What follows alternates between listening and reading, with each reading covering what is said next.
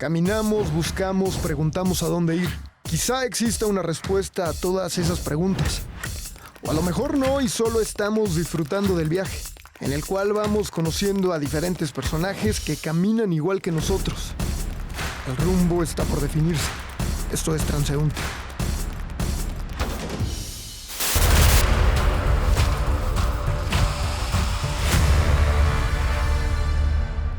El 29 de junio de 2021, la Suprema Corte de Justicia de la Nación aprobó la Declaratoria General de Inconstitucionalidad que permite el uso lúdico de la marihuana. Para el uso lúdico recreativo de la marihuana.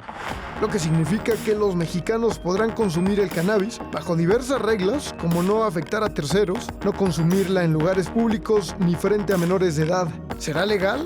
Esto será legal para quienes tramiten sus permisos ante la COFEPRIS o la Secretaría de Salud, es decir, solo podrán consumirla en su hogar y cannabis que ellos mismos hayan cultivado, aunque lo que ha aprobado la Suprema Corte es muy distinto a la propuesta original del Senado, que incluso tenía previsto generar todo un mercado en torno al cannabis en México. Bienvenidos a otro episodio de Transeúnte y esta mañana tengo a la doctora María Fernanda Arboleda, médico colombiana, especialista, aquí traigo mi acordeón, eres anestesióloga, especialista en medicina del dolor y cuidados paliativos, pero por lo que te invité, Marifer, eres especialista también en el cannabis. Cuéntame de eso, a ver, porque es un temota, ¿no? Gracias, Aid, por la invitación. Es un honor estar aquí en esta vista tan espectacular. Sí. Pues sí, soy médica, soy colombiana, como decías, anestesióloga del Instituto Nacional de Nutrición Salvador Subirán en la Ciudad de México. Entonces estoy feliz de estar en tu país, que este es como mi segundo hogar. Y posteriormente he estado en Canadá, en Montreal, en la Universidad de McGill, haciendo más estudios relacionados con el dolor. Y ahí fue donde apareció por primera vez el cannabis en mi vida y en la de mis pacientes. Y empecé a utilizar el cannabis como una herramienta muy útil para el control de diferentes síntomas. Fue como amor a primera vista con el cannabis. Y desde ese momento empecé a trabajar en una clínica especializada en cannabis medicinal que se encuentra en Montreal, que se llama Santé Cannabis. Hemos visto miles de pacientes en la clínica y pues ahorita ya basada nuevamente en México, tratando de apoyar un poco el acceso a los pacientes en América Latina al cannabis medicinal, sobre todo en países como Colombia, Perú, Argentina, México, por supuesto que ahí vamos, y seguramente hablaremos en un rato más acerca de la regulación y cómo va este proceso. Cuéntame esa historia de la reina Victoria, utilizaba cannabis para sus dolores menstruales. Sí, dicen algunas historias, hay algunos historiadores que no están de acuerdo tan de acuerdo con esto, pero es información que nos habla que la reina Victoria usaba cannabis para el control de sus cólicos menstruales, lo que en medicina llamamos dismenorreas.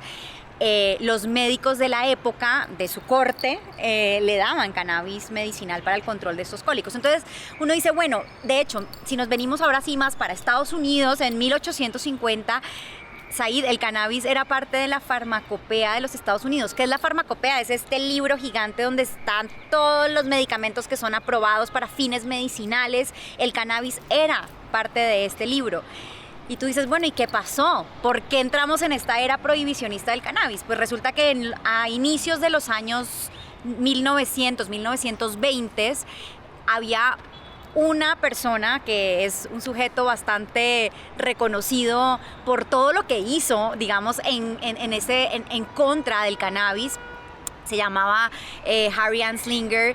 Esta persona en los Estados Unidos empieza a hablar de la marihuana como una sustancia, digamos que la empieza a satanizar, diciendo que la marihuana hacía que, por ejemplo, solamente era consumido por negros, por hispanos, y por filipinos, que eran como los que más se veían, digamos, en esa racismo en el cual empezamos a desarrollar el tema.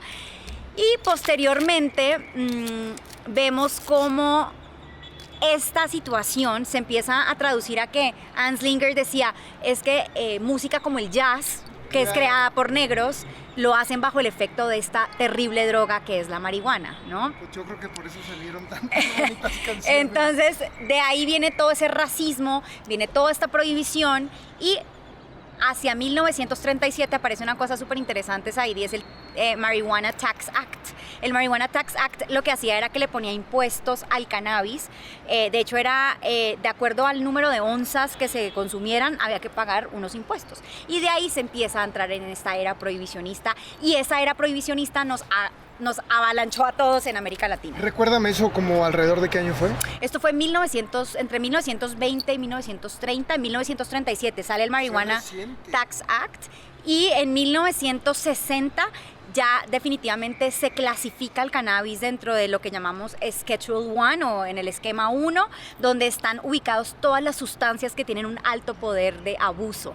Y por eso ahí empieza a dársele todas estas etiquetas a la marihuana de ojo, peligro, droga, adicción, y de ahí vienen todos estos prejuicios y mitos y estigma social del cual hablabas ahorita, de la amiga que te hablaba del marihuano. Y claro, todo esto viene es natural, porque hemos crecido en esa era prohibicionista, llevamos ya 100 años en una era prohibicionista del cannabis, que ha hecho pues que se creen todos estos mitos en torno al cannabis. Pero pues yo creo que sí es muy importante diferenciar, hacer como una línea divisoria entre el uso medicinal y el uso no medicinal o recreativo, que son dos historias diferentes, y ahorita pues seguramente les contaré un poco más del cannabis específicamente para fines medicinales, y que se sabe también del cannabis para fines recreativos. Pero a ver, Mafer, ¿qué es el cannabis? Porque lo conocemos, sabemos cuáles son sus sustancias, algunos sabemos cuáles son sus derivados. Sí. Se habla mucho de para qué sirve. Mucha gente, por ejemplo, ahorita me dice, ay, yo lo utilizo en gotitas para dormir, que ha ido teniendo mucha más aceptación, pero ¿qué es el cannabis?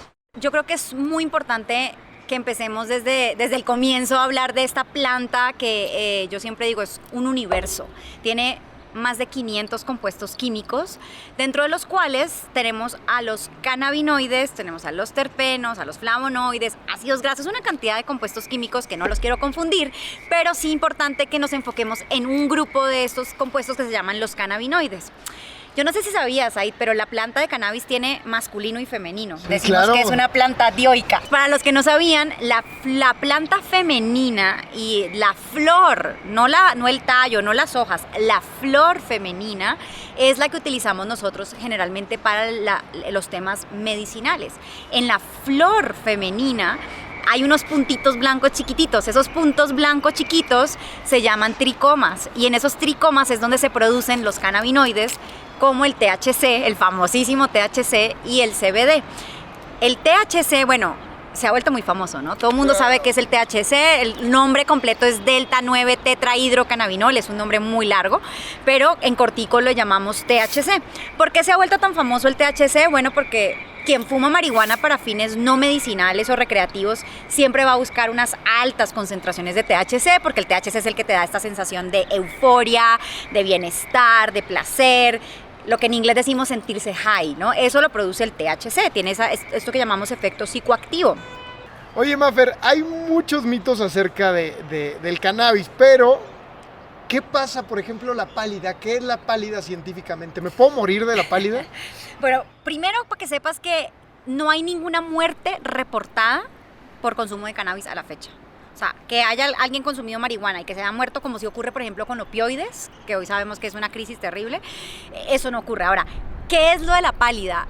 Cuando tú consumes THC, que decíamos es este componente de la planta que produce este efecto de euforia, de bienestar, de sentirte high, cuando se te va la mano, porque hay veces se te va la mano con la... No comiste. O que, sobre todo es que se te fue la mano con la concentración de THC que te vendieron, porque no siempre te venden lo mismo, ¿no? El THC produce taquicardia, el corazón late muy rápido. El THC te puede dar un poco de ansiedad, inclusive ataque de pánico en algunos casos, dependiendo de la concentración de THC que usaste. Y lo otro importante es que el THC te baja la presión. ¡Pum! Te baja la presión arterial, eso se llama hipotensión ortostática. Y cuando se te baja la presión, es cuando te da la pálida. Eso es la pálida, que se te bajó la presión de una forma tan drástica y tu corazón está latiendo tan rápido que te da esa famosa pálida. Esto básicamente se traduce en que la concentración o la cantidad consumiste de THC fue muy alta y por ese motivo estás teniendo esto. Hay quienes les da la pálida, hay quienes les da el ataque de pánico, paranoia, sienten que se van a morir. esto pues realmente no existe como un antídoto, ¿no? Que te doy esto y entonces ya se te quita, no, hay que esperar a que se metabolice esto que te fumaste y pasadas... ¿Comer algo? Comer algo también, pero realmente... Se dice, luego échate una coca. Realmente lo que hay que hacer es esperar a que pase el efecto. Cuando tú fumas, el efecto del cannabis pasa más o menos después de 2 horas. Y cuando la comes es más fuerte. Claro, cuando la comes, el efecto... O los llamados brownies. Los brownies, cupcakes, gomitas, los gummy bears, todo esto, cuando lo administras por vía oral, tarda un poco más porque el efecto no es así de rápido como cuando lo fumas. Cuando tú fumas, el efecto es ya, a los 3 minutos tienes un efecto. Cuando tú te lo comes, el efecto tarda más o menos 1 hora para que empieces tú a sentir ya 45 minutos, 1 hora. Luego la gente está comiendo y comiendo. Claro, porque no me está dando nada, no me pega. No, no es que no te pegue, es que aguántate porque es que tarda 45 minutos mínimo, 1 hora para que empieces a sentir el efecto, a sentir que, ay, ahora sí ya. Y la duración de acción es así, es mucho más larga. Cuando tú te comes un brownie, el efecto puede durar hasta 8 horas o más. En cambio, cuando lo fumas, como te digo, 2 horas, 3, 4 máximo, ¿no? Entonces, es diferente uno y otro, pero sí, esa es la famosa pálida. Por otra parte, otro de los cannabinoides muy famoso, que ese también se ha vuelto un boom en la moda hoy en Estados Unidos, inclusive en México, es el cannabidiol o CBD, ¿no? Claro. El cannabidiol o CBD es la contraparte, digamos que hay quienes dicen que el CBD no es psicoactivo o no, sí es psicoactivo, porque actúa a nivel del sistema nervioso central, nos ayuda a bajar los niveles de ansiedad, nos controla convulsiones en pacientes con epilepsia. Entonces sí es psicoactivo porque llega a trabajar aquí en el sistema nervioso central, pero no produce la intoxicación que podríamos ver con unas altas concentraciones de THC, o sea, no te va a dar esa sensación de me siento high, eso no te lo produce el CBD. Claro. Entonces, si tú me dices, ¿qué es el cannabis? Pues el cannabis medicinal realmente es cuando utilizamos a estos compuestos de la planta y los usamos a nuestro favor para ayudar con el control de los síntomas que está presentando un paciente. Hoy por hoy hay que aclarar varias cosas. El cannabis, primero que todo, no es la droga milagrosa, no es la panacea. Es una herramienta, sí, muy útil con la cual contamos los médicos hoy para el control de síntomas que producen algunas enfermedades, no para cualquier enfermedad, porque eso también pasa, Said, que ahora todo el mundo cannabis hasta para la uña hasta enterrada, para el pelo, ¿no? Que para calma, porque no existen los productos milagro. No existen. Y el cannabis, pues si seguimos queriendo verlo como el producto milagro, vamos a desprestigiarlo un poco y no se vale. El cannabis es, recordemos, no reemplaza a nadie, porque hay quienes dicen, bueno, ya estoy tomando cannabis y ya me voy a deshacer de la morfina o ya me voy a deshacer de las benzodiazepinas o ya me voy a deshacer de los antiepilépticos que estoy tomando. No. Hoy no hay ninguna evidencia científica que muestre que el cannabis reemplaza o sustituye. El cannabis complementa. Es lo que en medicina llamamos, es un adyuvante o un coadyuvante que va a complementar a los tratamientos tradicionales o convencionales. Ahora, ¿en qué enfermedades sirve? Esto va a depender de qué necesitas o qué vas a usar, THC, CBD o ambos. Tú básicamente te vas a encontrar en los mercados internacionales 3 tipos de productos. Productos donde predomina el THC, productos donde predomina el CBD o productos donde están combinados el THC y el CBD. Hay 6 enfermedades ahí que son las que más evidencia científica tienen hoy para el uso del cannabis medicinal. La primera, dolor crónico. El paciente con dolor crónico es aquel paciente que sufre de dolor por mucho tiempo, es de una forma persistente, no es como que me golpeé con la mesa y me dolió y ya tengo dolor y entonces echémonos cannabis, no, para eso no se ha mostrado que sirva, se ha mostrado que sirve para el dolor crónico, que es aquel dolor que persiste en el tiempo por más de 3 meses, esa es la definición de dolor crónico. Y el dolor crónico pues tiene nombre y apellido, entonces el dolor crónico neuropático es el que más ha mostrado efectos positivos, digamos, con el cannabis, específicamente con el THC. Tú dirías, bueno, pero el THC no era solamente para drogarnos, para el que quiere fumar marihuana, para el tema recreativo. No, resulta que el THC ya no lo satanicemos más, ya no lo condenemos más, porque el THC a dosis muy bajitas, que no tienen nada que ver con las altas concentraciones que se usan para fines recreativos, a dosis muy chiquitas nos va a ayudar para el dolor crónico. Ahora, ¿quiénes tienen dolor crónico neuropático? Pues seguramente has escuchado hablar de el típico caso de una hernia discal que se le va por la ciática, ¿no? Ese es un dolor crónico neuropático. Ese es un tipo de dolor que le va a funcionar muy bien el cannabis, específicamente el THC. O una paciente con fibromialgia, que está hoy es un tema tan sonado y es una enfermedad muy, muy difícil. No sé si conozcas a alguna paciente con fibromialgia, digo alguna porque generalmente es en mujeres. El cannabis, específicamente el THC, es el que más nos va a ayudar. Segunda enfermedad en la cual vamos a encontrar beneficios, pacientes con cáncer. No porque vaya a curar el cáncer, ojo, sino porque nos va a ayudar a controlar los síntomas que produce la enfermedad, como el dolor, como la ansiedad, como el insomnio o los síntomas que producen los tratamientos que damos para el cáncer, como la quimioterapia, ¿no? Las náuseas y el vómito las podemos controlar con THC. O el hambre para el VIH. Exacto, o la falta de apetito, o que llamamos en medicina anorexia, en pacientes con VIH, con cáncer, con THC, el THC. Entonces tú dices, bueno, THC para todo. No, ya vamos para allá. Otra de las enfermedades que vemos que se puede beneficiar del cannabis son los pacientes que sufren de ansiedad, los trastornos de ansiedad. No sé si hayas visto a las personas que sufren de ansiedad social, que les da pánico hablar en público. En esas personas es en las que se ha hecho más estudios con CBD, que ha mostrado que al dar CBD... Pero en cantidades muy pequeñitas. Y también en los pacientes, no sé si has visto los pacientes que han ido a la guerra y regresan, o los que secuestran, que sufren de estrés postraumático, el trastorno de estrés postraumático. Hemos visto cómo tanto el THC como el CBD les puede ayudar a estos pacientes, sobre todo son personas que tienen terrores nocturnos, pesadillas. El THC ayuda para mejorar esto y el CBD a bajar la ansiedad. En Canadá, por ejemplo, el gobierno canadiense cubre el tratamiento a los veteranos de la guerra con cannabis que tienen estrés postraumático. Y los pacientes con epilepsia. Los pacientes con epilepsias refractarias, es decir, que convulsionan múltiples veces al día. ¿Tú te imaginas de 100, 200 convulsiones y que nada lo puede controlar? Son pacientes que ya tienen 2 o más antiepilépticos y aún así siguen convulsionando. Hemos visto cómo el CBD pues, nos va a ayudar a reducir las crisis convulsivas. Pero el uso medicinal es a lo mejor un poquito más importante y se ha dado en otros países que ya llevan la delantera, ¿no? Como me decías, Colombia, Perú, Argentina, incluso Estados Unidos, que bueno, en los dos temas ya van súper avanzados. Van muy avanzados, mira. ¿Qué pasa? El cannabis realmente, y como decía ahorita, hay que hacer una línea divisoria entre el uso medicinal y el uso no medicinal. Hoy en día, decimos que solo hay 2 países en el mundo que han legalizado el uso de la marihuana. 2. El primero fue Uruguay en el año 2013, y uno dirá, ¿Uruguay? Pues sí, Uruguay en el año 2013, y después el segundo país en el mundo en legalizar. Cuando digo legalizar, ¿a qué me refiero? A aprobar el uso medicinal y el uso no medicinal o recreativo. El segundo país fue Canadá. El 17 de octubre del 2018 fue un día histórico para los que estábamos en Canadá en ese momento, porque fue el día que se legalizó a la marihuana. Ahora, tú dirás, bueno, ¿y Holanda? ¿Cómo? ¿No? Tú vas a los coffee shops y te puedes fumar o lo que quieras. Claro, en Holanda no está legalizado, está descriminalizado, que es diferente. En Estados Unidos, tú dirás, bueno, y en California, California desde los años 90 se viene usando cannabis en California por una vía legal.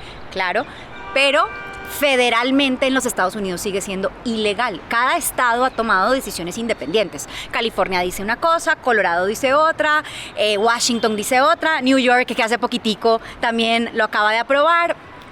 Y hoy tenemos entonces a un país en Estados Unidos donde, como hay diferentes decisiones en diferentes estados, pero federalmente sigue siendo ilegal, el control de calidad de los productos sigue siendo muy limitado y nos encontramos con productos que a veces ni siquiera contienen cannabis y en la etiqueta dice que sí tienen cannabis, pero en realidad no lo tienen. Entonces es cuestionable muchas veces lo que encontramos en productos que provienen de Estados Unidos, de Canadá también. No todo lo que viene de Canadá es perfecto. En Canadá tenemos más de 300 productores de cannabis hoy, de los cuales si tú te metes a la página web del Ministerio de Salud canadiense vas a ver el listado de quienes realmente tienen licencia para producir cannabis para fines medicinales y para fines no medicinales o recreativos.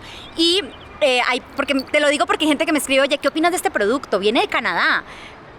A ver, veamos si está en el listado de los que tienen licencia. No todo lo que viene de Canadá es bueno tampoco, ¿no? Entonces hay que tener mucho cuidado con el tipo de producto que usamos.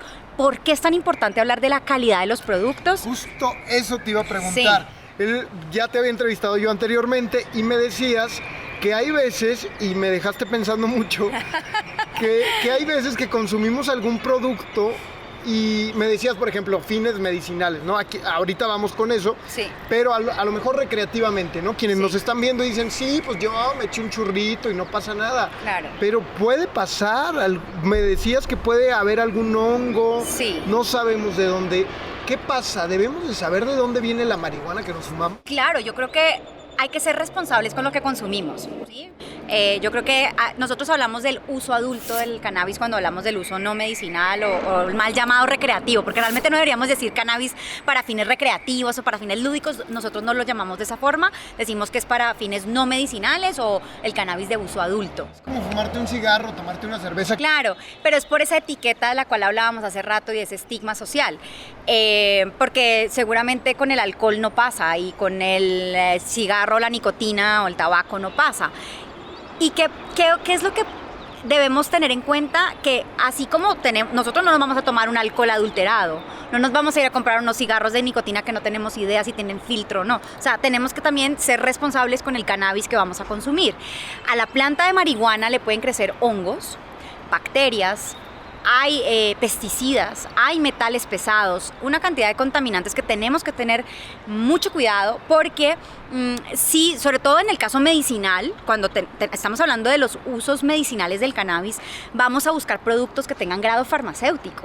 Y esto es muy importante porque hoy por hoy hemos visto casos reportados en la literatura médica que nos cuentan de pacientes. Por ejemplo, hay un paciente que tenía un cáncer colorectal, de colon y recto, que estaba en quimioterapia.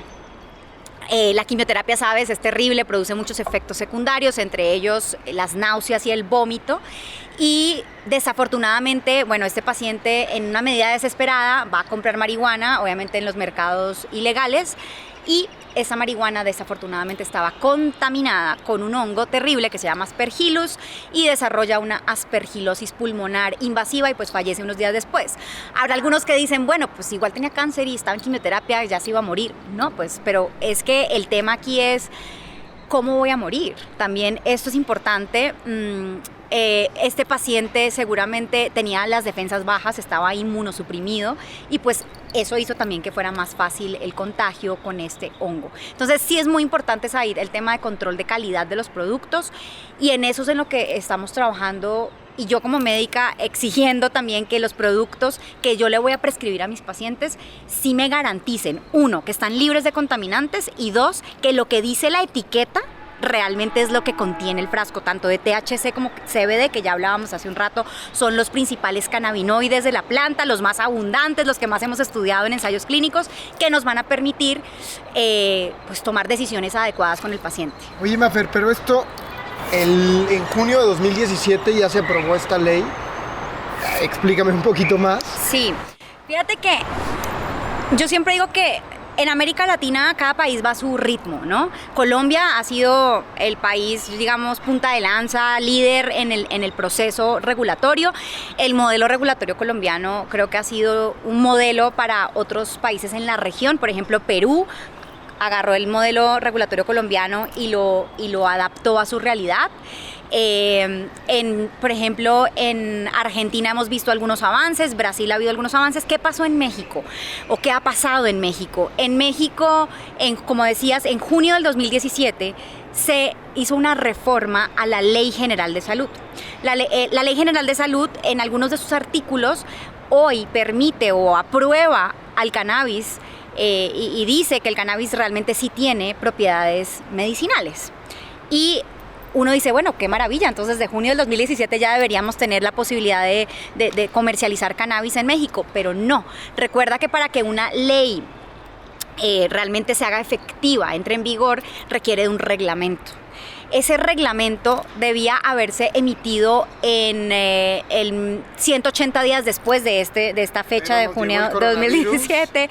Bueno, 180 días después del 2017, en el 2017, esto no ocurrió. Claro. Y esta omisión en la ley hizo que hubiera un caso muy, muy sonado, que fue el caso del paciente Carlos Avilés Garfias, que es un niño, bueno, ya es adolescente, con una enfermedad donde hay múltiples convulsiones al día. Su madre apela a la Corte Suprema de Justicia a través de pues, todo su equipo de abogados y demás, y gana la sentencia ante la Corte Suprema de Justicia. Esta sentencia, que fue emitida en agosto del 2019, hace que pues finalmente se haga un poco de presión, por decirlo así, y la Secretaría de Salud esté bajo, digamos, estricto, o sea, diciéndole a la Secretaría de Salud, tienes 180 días para emitir un nuevo reglamento. Esto fue en 2019, obviamente vino COVID, en 2020 no ocurrió, y como tú dices, en enero de 2021, hace 3 meses, se emitió ya el reglamento de cannabis medicinal en México. Este reglamento, pues muchos estábamos realmente esperando que ya hubiera forma de comercializar productos por una vía legal. Tiene muchos vacíos legales y a pesar de que yo hoy como médica puedo prescribir cannabis medicinal, porque sí lo puedo hacer, no hay que prescribir. ¿Qué prescribo? Si los productos que se comercializan hoy no tienen un registro sanitario desde la COFEPRIS. La COFEPRIS es la agencia sanitaria en México que me va a garantizar que esos productos sí están libres de estos contaminantes que decíamos ahora, y que me va a garantizar que sí lo que dice la etiqueta es lo que contiene. Entonces, esto realmente hoy es un poco frustrante. Yo que vengo de Canadá, de tenerlo todo, que puedo practicar en Colombia hacemos prescripción responsable y segura de cannabis. Sentirme como un poco maniatada en México. Sé que hay colegas que lo prescriben en México, pero siempre mi pregunta hacia estos colegas es: ¿qué estás prescribiendo si aún no hay un registro sanitario? Para que tú, digamos, tienes un producto de cannabis y quieres obtener un registro sanitario de la COFEPRIS, ¿qué necesitas? Tienes que hacer estudios clínicos, investigación clínica en humanos que muestre que los efectos de ese producto tuyo que tú estás queriendo comercializar realmente sí es un producto que tiene eficacia y seguridad para el paciente. Para acabar, ¿cuál sería el futuro de la marihuana? Creo que los últimos 30 años han sido muy importantes desde el punto de vista de avances en cuanto a la investigación. Definitivamente sigue habiendo muchas barreras para la prescripción de cannabis. Barreras me refiero a que los médicos aún les hace falta conocimiento, hay limitación en el conocimiento, a los médicos no nos enseñan sobre cannabis. Era lo que en las universidades no nos enseñan esto, qué es el THC, qué es el CBD, olvídate. No nos enseñan sobre el sistema endocannabinoide, que es un sistema que tenemos tú, yo y todos los que estamos aquí en este planeta. Tenemos este sistema en donde producimos nuestros propios cannabinoides, eso no nos lo enseñan.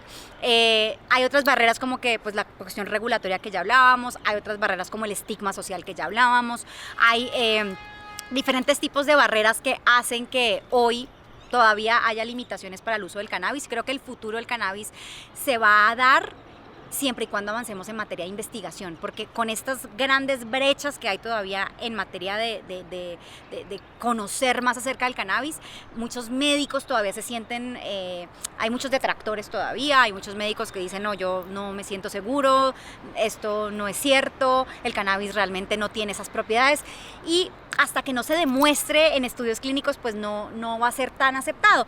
Aunque, como tú lo decías hace rato, cada vez va a haber más aceptación, ha habido más apertura por parte de algunos países. Hoy tenemos más de 30 países en el mundo que han aprobado el uso del cannabis para fines medicinales. Y esto ocurre porque el paciente es el que llega a la consulta con el frasquito de cannabis diciéndole al médico: doctora, ¿cómo me tomo esto que me compré con cannabis? Entonces creo que el futuro va hacia allá, Said, hacia abrir estas discusiones como esta que estamos teniendo tú y yo hoy, y yo te felicito por abrir este espacio y que podamos realmente hablar abiertamente del cannabis, así como lo hacemos con cualquier otro tipo de sustancia, y desde el conocimiento, siempre hablar desde el conocimiento y ya no más desde la ignorancia, porque ese es un tema que poco a poco la población y la sociedad se tiene que ir enterando para hablar realmente con argumentos, con facts, ¿no? Con lo que sí es verdad. Pues muchísimas gracias, Maffer, doctora Maffer. Yo ya tuteándote, pero es un tema muy largo, así que espero y pronto volvamos a vernos y que me des más detalles acerca del maravilloso cannabis. No, pues muchas gracias a ti, la verdad que ha sido un gustazo conversar contigo. Si quieren más información, en mi página web pueden leer en el blog todos los datos que quieran acerca del cannabis, pero desde fuentes confiables, ya no lean más desde páginas que a veces les dan información que no es, digamos, muy fidedigna y confiable, en www.drmafferarboleda.com o en mis redes sociales en Instagram @drmafferarboleda. Ahí viene mucha información para ustedes. Muchísimas gracias. Muchísimas gracias. Bueno, nos vemos a la próxima.